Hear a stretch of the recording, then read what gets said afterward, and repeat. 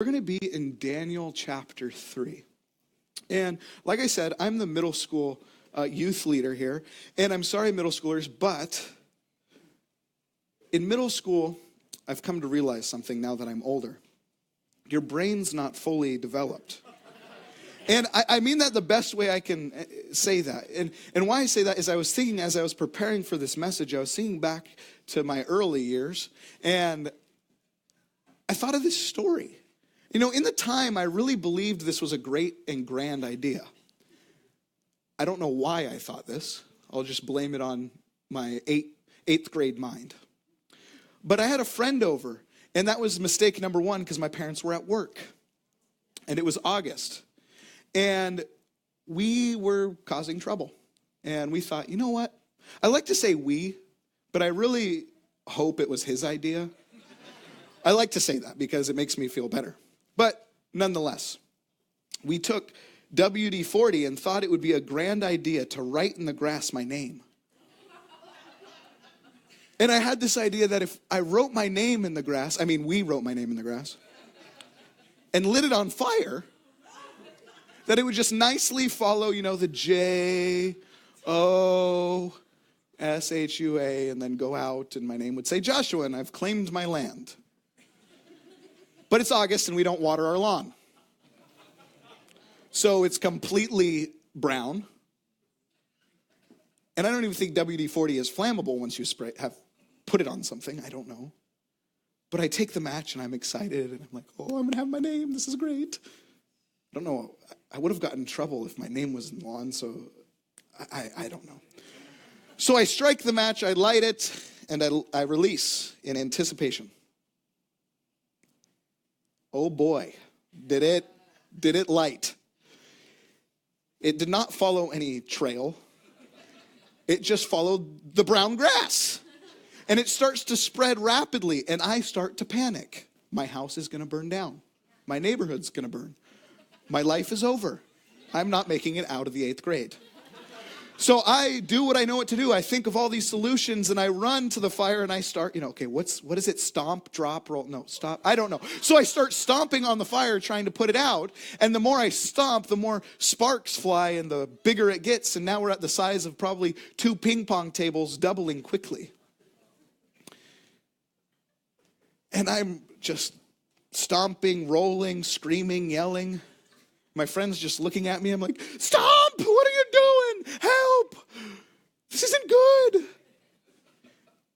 And then in a moment of clarity, only by God, because I don't know, I was panicking. I realized in the garage, I believe we have something called a fire extinguisher. Get that. So I ran into the garage, got the fire extinguisher, put out the fire, and it worked. And now I'm just staring at this giant black spot in my yard, probably as big as this section. Like it was serious. And often in our lives, it can feel like we're in the midst of a fire. And maybe we started that fire, or maybe we were thrown into it. But as Christ followers, we have an incredible opportunity to pursue faith in the midst of any fire. Faith in Christ allows you to stand tall when others bow to culture and know that God is with you in the fire. And this morning's message will be in Daniel chapter 3, where we see certain men bring forward charges against 3 young Hebrews, Shadrach, Meshach, and Abednego. And they're faced with a choice: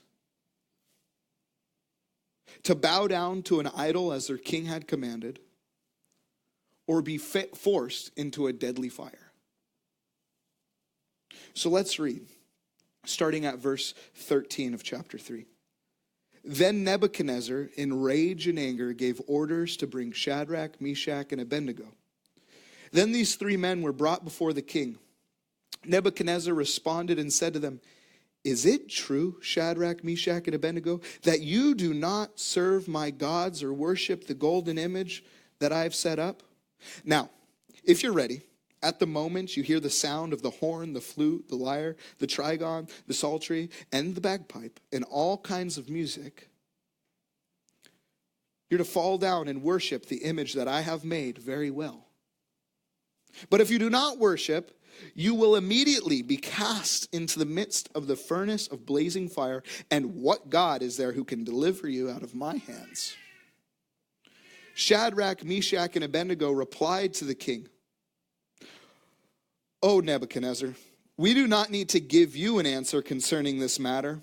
If it be so, our God whom we serve is able to deliver us from the furnace of blazing fire, and he will deliver us out of your hand, O king. But even if he does not, let it be known to you, O king, that we are not going to serve your gods or worship the golden image that you have set up."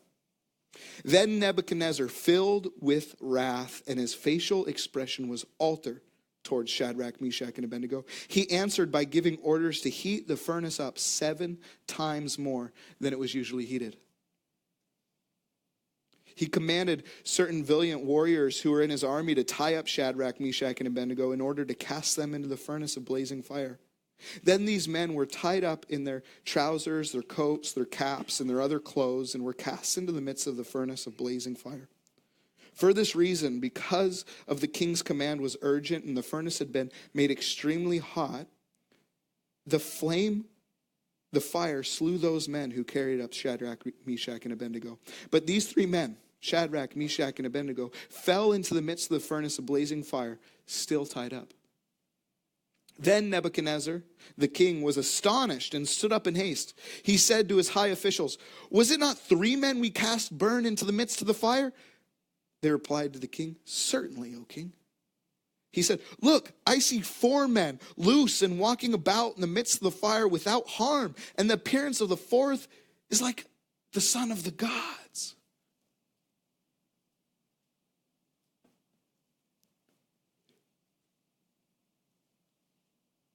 Then Nebuchadnezzar came near to the door of the furnace of blazing fire. He responded and said, "Shadrach, Meshach, and Abednego, come out, you servants of the Most High God, and come here."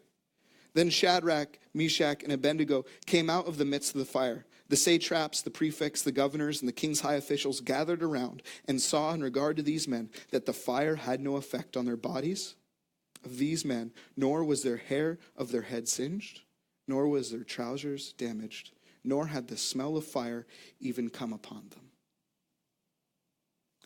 They're faced with this fiery furnace. These 3 young men kept their faith and trust firmly in the Lord, refusing to worship anything other than the Lord their God, even if it meant entering into a fiery furnace that outside of divine intervention would mean sure death. The ramifications of placing the Lord first meant that they would enter into this fire, but it would be the Lord himself who would ensure they made it through that fire. In response to what culture would have us bow down to, it is more important than ever that we have faith in the midst of whatever we face and even whatever we fear. This truth should not drive us away, but towards the Lord, committing our lives to him and taking every opportunity to stand tall. Your faith is essential no matter the cost. Faith is a willingness to trust in, rely on, and cling to God. In Hebrews 11:1, we see that it's the conviction of things not seen. Because if you have the substance before you, or you can already see the outcome, there's no need for a conviction of what is unseen. The outcome or substance of what you hope for is already yours. Hebrews 11:24 through 27 says, "By faith Moses, when he had grown up, refused to be called the son of Pharaoh's daughter, choosing rather to endure ill treatment with the people of God than to enjoy the passing pleasures of sin, considering the reproach of Christ greater riches than the treasures of Egypt. For he who was looking to the reward, by faith he left Egypt, not fearing the wrath of the king, for he endured as seeing him who is unseen. Moses had the keys to the Egyptian kingdom. He had it all. He considered Christ greater riches than the treasures of Egypt. Everything he had in Egypt. I mean, Moses had the best education. He had consistency. He had the best food, constant stability, and power. Egypt was really powerful.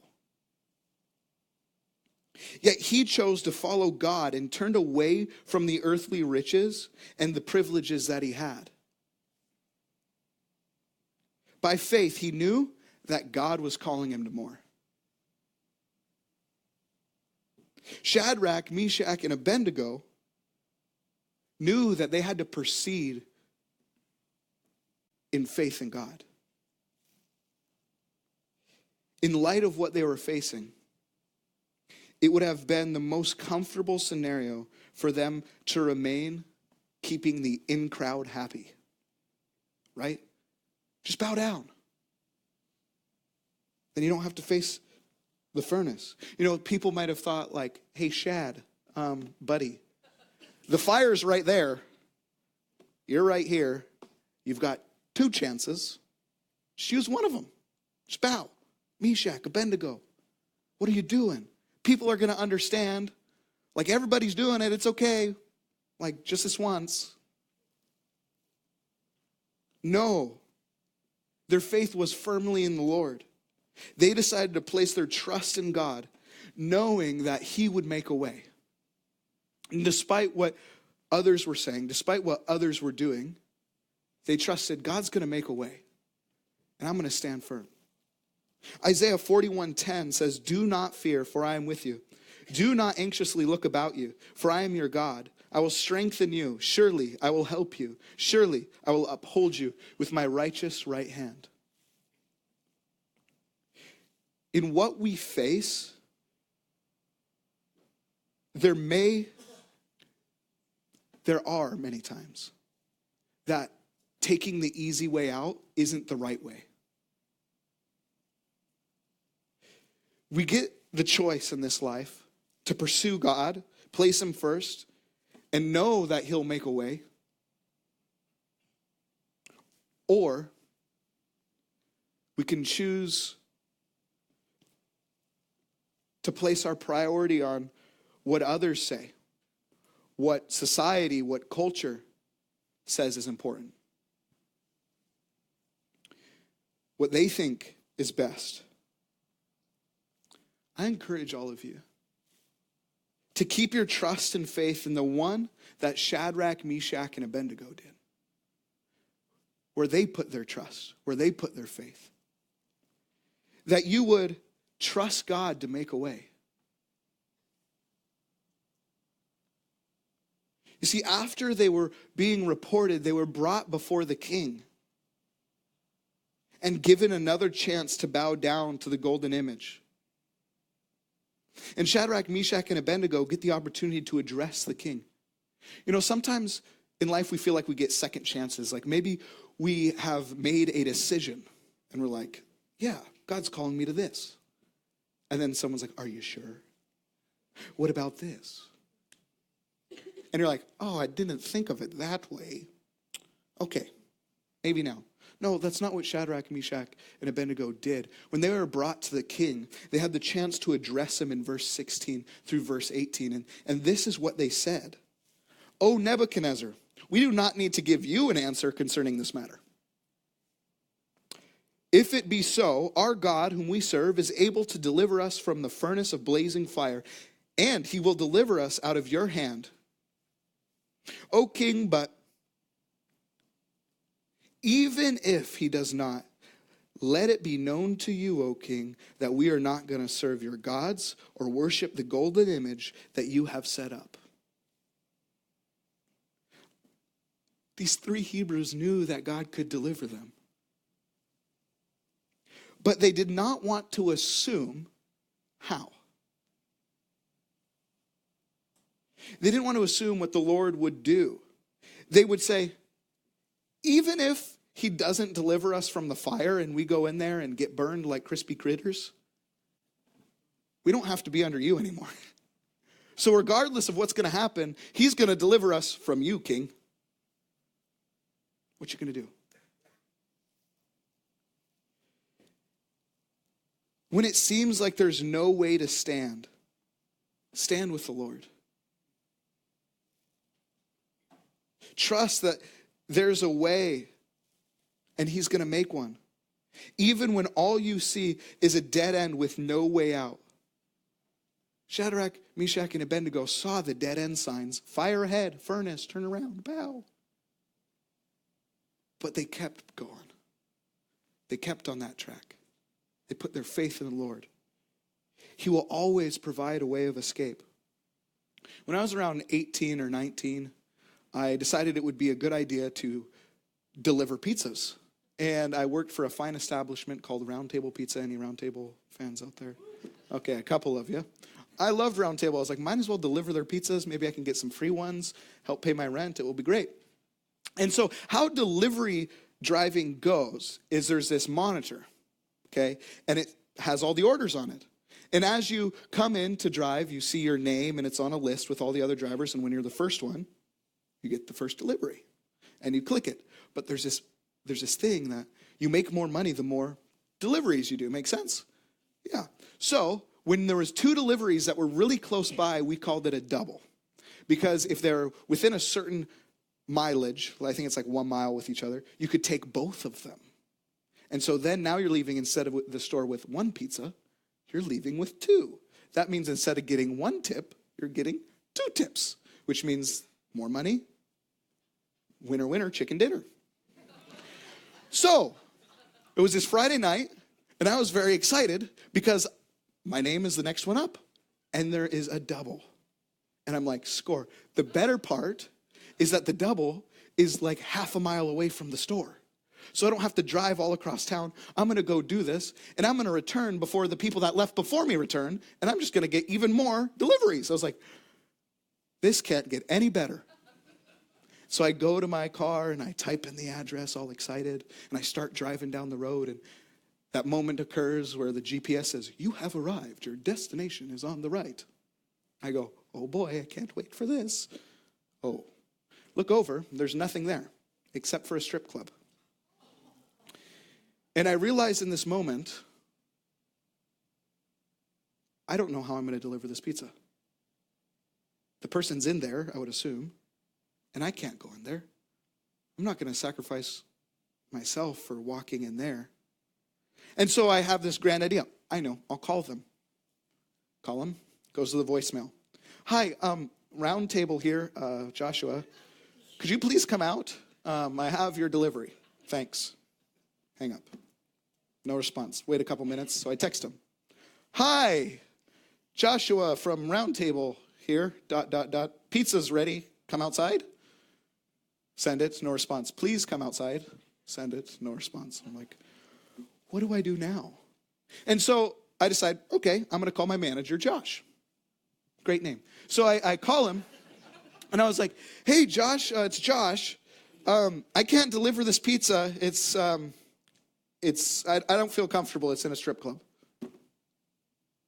I think the apartment complex across the street could hear what was coming off my phone. My eardrum shattered. He started yelling at me, telling me I had to do this, and if I don't do this, there would be repercussions. And I was like, I'm not doing it. I'm coming back to the store. And he says, well, you might as well keep the pizza and just go home because you're not coming back. I was like, what? You're really going to fire me if I don't go into this place? That doesn't seem right. And I said, no, I'm not doing it. And so I went back and walked in. 2 pizzas on the counter. My double is no longer, not getting any tips for that and probably losing my job. And it just got worse. He started to just make fun of me and belittle me, and it was really awful. But God provided a way out. And I got to keep the job and got to continue working, and it turned around. But the thing is no matter what something may seem like on the surface, the apparent difficulties of the situation, putting our faith first can be difficult. It can come at a cost. But we have to trust that God will make a way. We have to stand tall and remain faithful. Continue in that. We need to plow ahead and be like a horse with blinders on. So we don't look to the left, we don't look to the right, and we just stay focused. That we're focused on God's will, not letting the music of life sidetrack us, fear us, deter us. In verse 19, Shadrach, Meshach, and Abednego would face the fire because of the response to trusting the Lord to deliver them. Verse 19, then Nebuchadnezzar was filled with wrath, and his facial expression was altered toward Shadrach, Meshach, and Abednego. He answered by giving orders to heat the furnace up 7 times more than it was usually heated. Was it not hot enough to start? Like, this is getting really out of hand. This thing is blazing. When Nebuchadnezzar called for it to be heated up 7 times hotter, at this moment, Shadrach, Meshach, and Abednego, they could have negotiated. Like, all right, king, we didn't know you were really sure before, but now that you put more logs in there and this thing's really, wow, really hot, we'll bow. They could have been like, what if we just like go down on 1 knee and not 2? What if, they could have started to negotiate, but they didn't. They could have said, it's too hot in there now. The pressure's too strong. I decided I don't want to die today. They could have easily begun to think that they made the wrong choice. Well, if God is with us, then why do we need to go in there? I don't know if this really was the right idea. The fire, not today. But God was going to work in their situation and do only what he could do. 2 Chronicles 16:9 says, for the eyes of the Lord move to and fro throughout the earth, that he may strongly support those whose heart is completely his. In Numbers, we see Moses, and he sent these 12 spies to go look at the land of Canaan. Of the 12, only Joshua and Caleb were standing in a place of faith. They all went and looked at the same land. Yet the 10 other spies came back faithless. This land flows with milk and honey. There's fruit. It's wonderful. It's great. But the people there are strong. They do CrossFit every day. This land has strong people. The cities are fortified and large. This land devours its people. And its inhabitants are of great height. We are like grasshoppers to these jumbo people. We cannot go. The people of Israel grumbled against Moses and Aaron. Joshua and Caleb did not see it this way. The Israelites had to wander for 40 years in the wilderness because of their unwillingness to take the land. But with Joshua being called to lead Israelites, there would not be another 40-year wait. He boldly proclaimed, set yourselves apart. Fill up with faith. God is going to do wonders among you. That's the perspective I want. That's the attitude I want.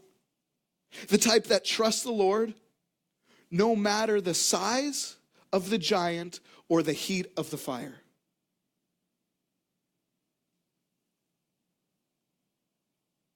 There may be a fire in your life right now. It may be in your marriage. It may be at school. It may be friends or family or work.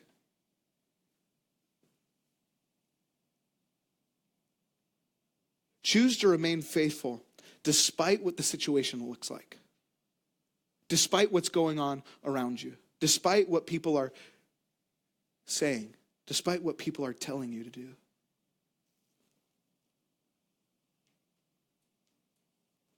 Choose to remain faithful despite the situation heating up. You know, I love camping. Any campers out there? Not RVs, I mean like tent camp. No, I'm just kidding. RVs are fine. But I love camping. And one of my favorite things about camping, besides getting away and turning off electronics and being in the outdoors under the great stars, is the campfires. Anyone like campfires?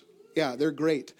And my favorite thing is you're just with people that hopefully you care and love about around this warm thing under the stars. And the best part? Roasting marshmallows. And I like to think of myself as a sophisticated marshmallow roaster. You know, the best time to roast a marshmallow is when the fire's burned down, you have that nice bed of coals, you stick your marshmallow right above it, and you slowly turn to get that golden mellow of fluff. And I remember this was a great night. Clear skies, light breeze, very warm fire. We'd been sitting around it for, I don't know, an hour. The coals had awoken, I guess. And the time to roast had begun.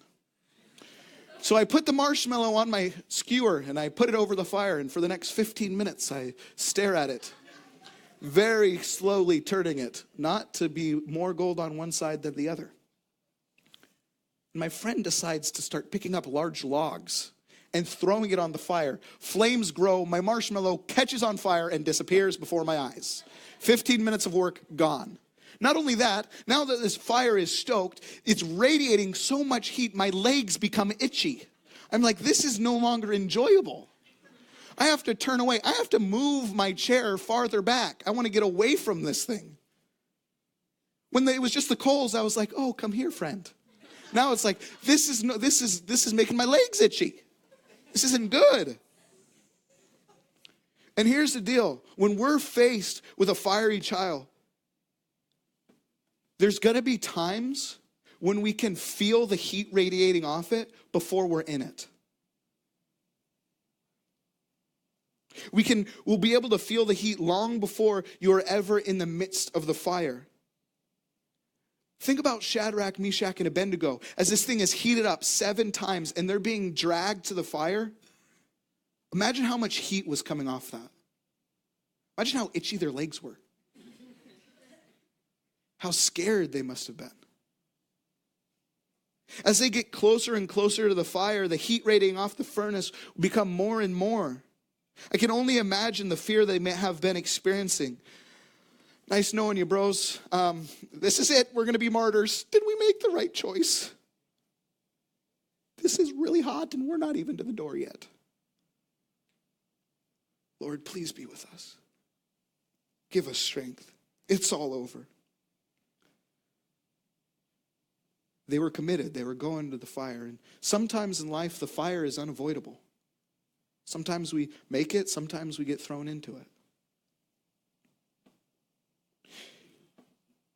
But know that God is with you in the fire. Daniel 3:25.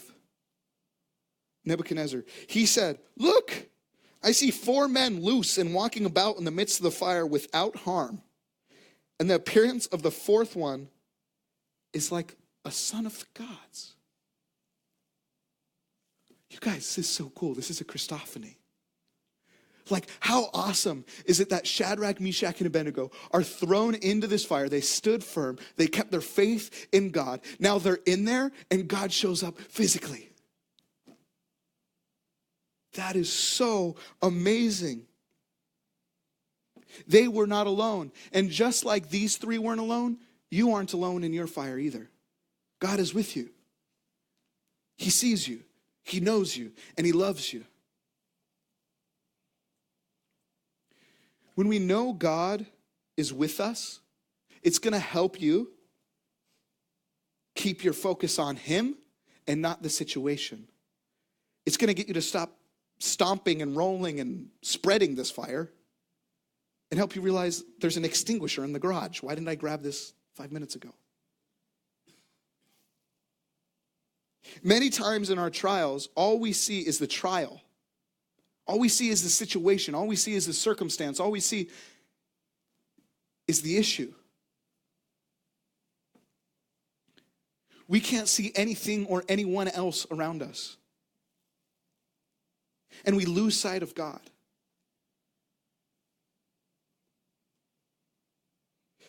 Some people would think and say, you know, I'm in a really difficult spot in my life right now. So, God, you can wait.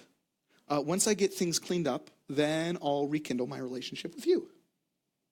You know, once I figure things out, I'll start going to church again. I'll start reading my Bible again. I'll start praying more. Once my life calms down, I'll join a community group. Plug right there, join a community group. But they say, once this situation is taken care of, then I'll focus on God. No. Our greatest need in those moments is not to remove the tough situation.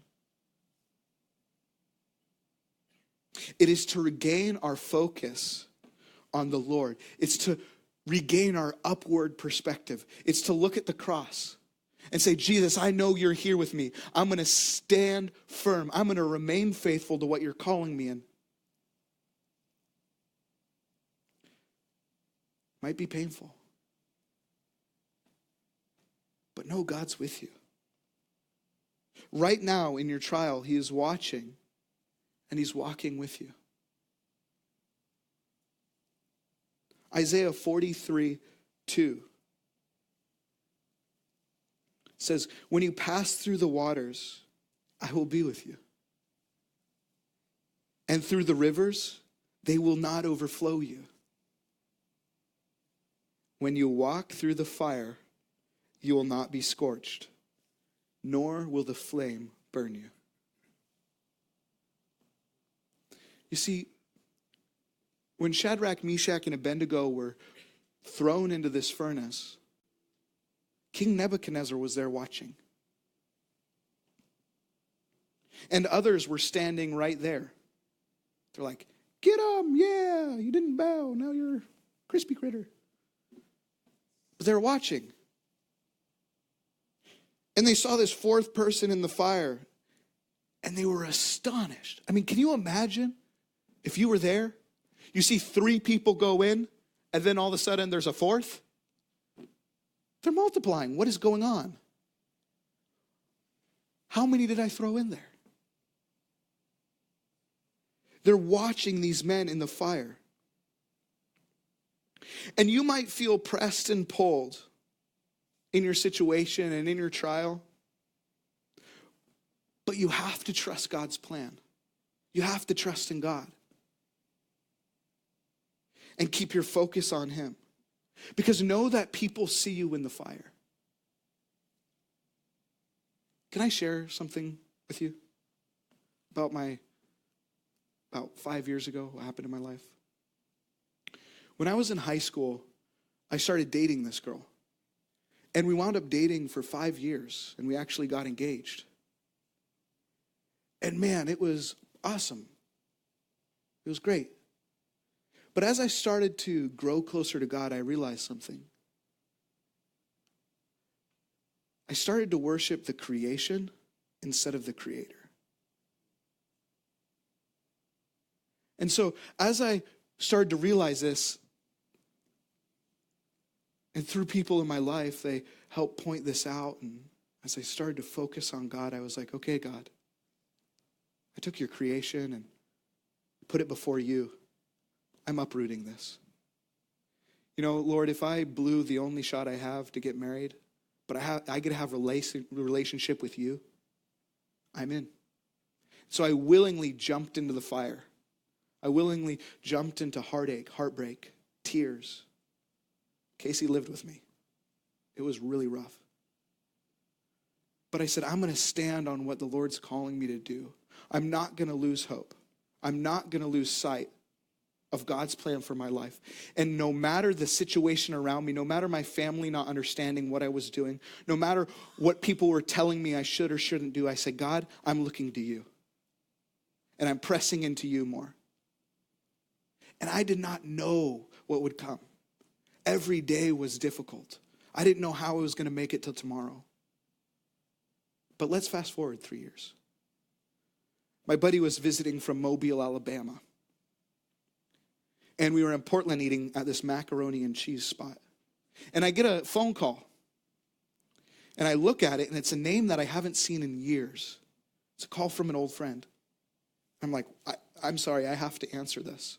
And I answer it, and on the other line was this young man with the sound of just, that just something's not right.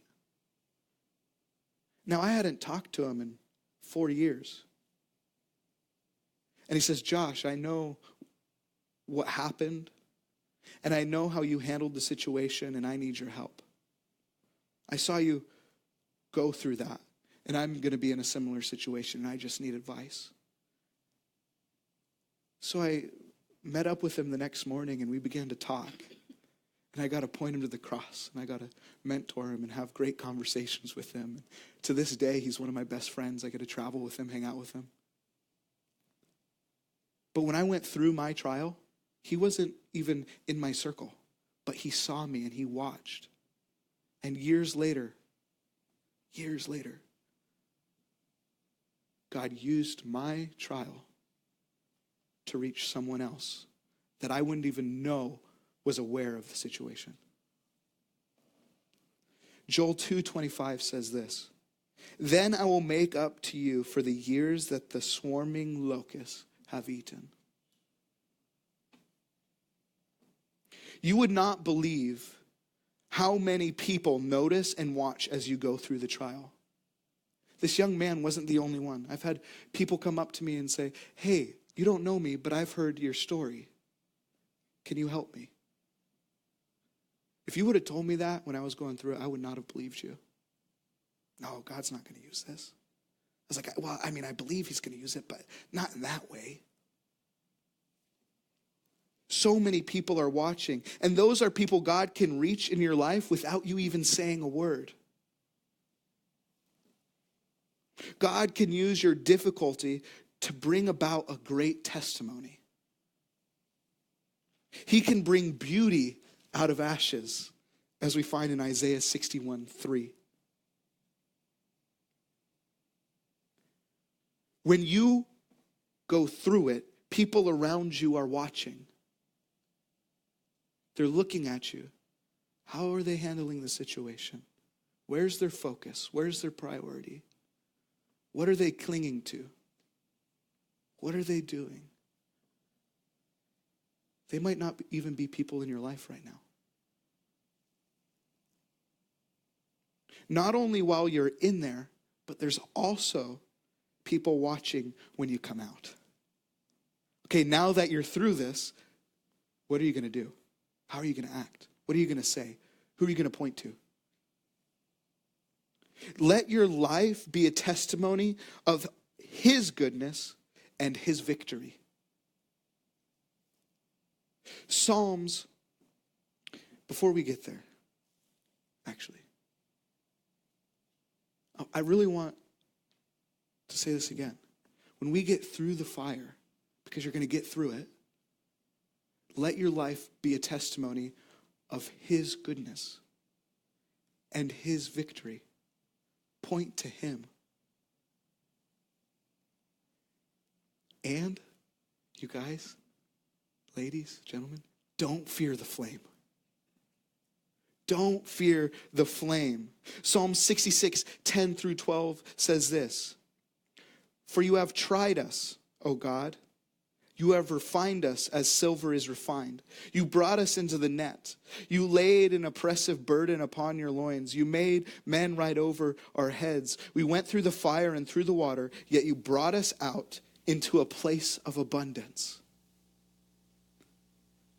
This reminds me of this story of this grandson. He had a grandpa who was a silversmith. And he thought, I would love to learn my grandpa's trade. And so he went to his grandfather and he said, hey, granddad, do you think you'd be able to spare some of your time and maybe teach me your trade? Wow, did that make the grandfather happy. He said, sure, you come on over to my house and you'll watch what I do. And I'll teach you. And the grandson was full of joy. And so he goes to his grandfather's house. He knocks on the door. Grandpa opens it up. And he says, come on in, son. Let's learn something. And so his grandfather pulls up a chair. They go out to the shop and he says, take a seat. And the son takes a seat. And the grandfather says, okay, the first thing you need to do is take this raw silver. So he takes this raw silver and he goes, and we're going to put it in the furnace. And so he places this silver in the furnace, and some time passes, and he pulls it out, the grandfather, and he looks at it, and he goes, not done yet. Back in you go. Some more time passes. He pulls it out again, and he looks at it and goes, not done yet. Back in you go. More time, and rinse and repeat. The grandson is like, he's not even setting his iPhone timer. How does he know when to pull this thing out? And why is he pulling it out and putting it back in? I tried that once with brownies and it burnt. And then finally the grandfather pulls it out and he looks at it. And he just is filled with this great smile. He says, it's done. And the grandson is confused as I and you would be. Because, Grandpa, how do you know it's done? You've been doing this over and over again. In and out and in and out and in. What made you so happy now? How do you know it's done? And he goes, I'm glad you asked. Look at this. And he goes over to some raw silver and he pulls it up and he says, son, you see this? This is raw silver. You see all those specks? That's all the imperfections. And every time we put it in the furnace, it starts to burn those away. And I know it's done when I pull it out and I look at it and I see my reflection with no imperfections. Guess what? God uses these fires in your life to refine you and make you more like Him. He uses these trials and these struggles and these fires so that when we're through them, He looks at us and He says, you're more like me. I'm starting to see myself in you. We become more like Him in the process. And the trial might be painful. It might be uncomfortable.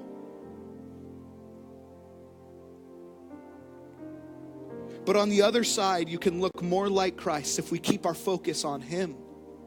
If we keep our trust on Him, if we keep His will our focus, if we don't listen to what's going on around us or what people are saying, what people are telling us to do, but we say, God, I want you. I choose you.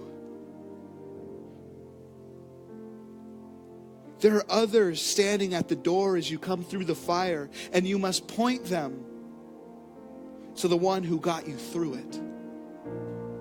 When you come through this trial and people ask you, how'd you do it? It was the cross. It's because Jesus. It's because I have a loving God, a heavenly Father who is there with me in the midst of it. People's hearts will change. They will look to Him because of our testimony. Let's look at the end of this chapter, a part we haven't read yet. It says, Daniel chapter 3, 29 and 30. Therefore I make a decree that any people, nation, or tongue that speaks anything offensive against the God of Shadrach, Meshach, and Abednego shall be torn limb from limb, and their houses reduced to rubbish heap. Inasmuch as there is no other God who is able to deliver in this way. Then the king caused Shadrach, Meshach, and Abednego to prosper in the land of Babylon. This king, who a few moments prior was raging with fury against their God, is now completely transformed. Friends, you might have a Nebuchadnezzar in your life who's calling you to do things you don't want to do. But know that God can and will use your testimony. He will use this trial. He will use this fire. This giant is not too big. This land is not too unattainable. Seek Him. Stand firm in His will. Because we serve a God who transforms us and turns our trials into testimonies, uses our weaknesses to advance his kingdom.